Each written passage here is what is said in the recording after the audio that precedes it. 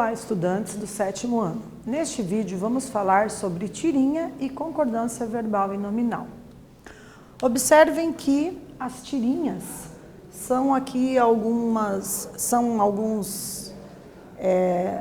os autores que escrevem essas tirinhas nos apresentam alguns desenhos, algumas ilustrações, imagens que constituem o que nós denominamos de linguagem não verbal. E as palavras nós chamamos de linguagem verbal. Então, nessa tirinha nós temos aqui as informações. A maioria dos gatos não toma sorvete. É a fala de um dos personagens, né, que está ali junto com o Garfield. O Garfield pensa, tudo bem. E aí, ele pensa novamente no último quadrinho. Sobra mais para mim. Né? Então, nós temos aqui apenas os balões de pensamento, ilustrando aqui o que o Garfield pensou na interação verbal com o outro personagem. Então, tanto os elementos da linguagem verbal quanto da não verbal, nós temos que fazer aí uma leitura apropriada para poder entender de uma forma mais global qual foi a intencionalidade de quem elaborou essa tirinha, certo? Então, leiam aqui comigo esse slide que traz um pouquinho da concordância verbal que ocorre aí nas frases presentes, né, nos diversos enunciados.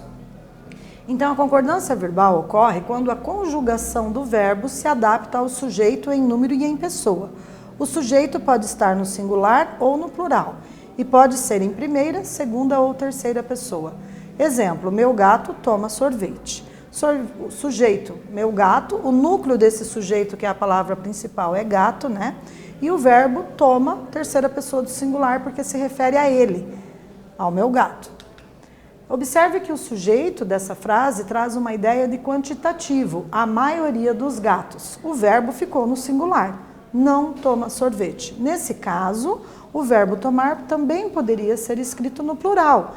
E aí ficaria, a maioria dos gatos não tomam sorvete, certo? Então, quando nós temos aqui a maioria de, como sujeito, a gente pode ter o verbo tanto no singular quanto no plural.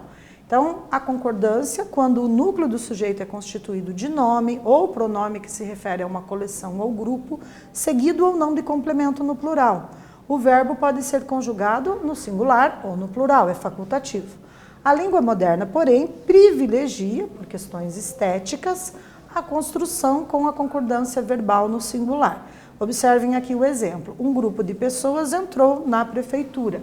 Né? Isso é de uma forma assim privilegiada, digamos assim, do ponto de vista linguístico, você colocar o verbo no singular. Porém, se você colocar o verbo no plural, também estará correto.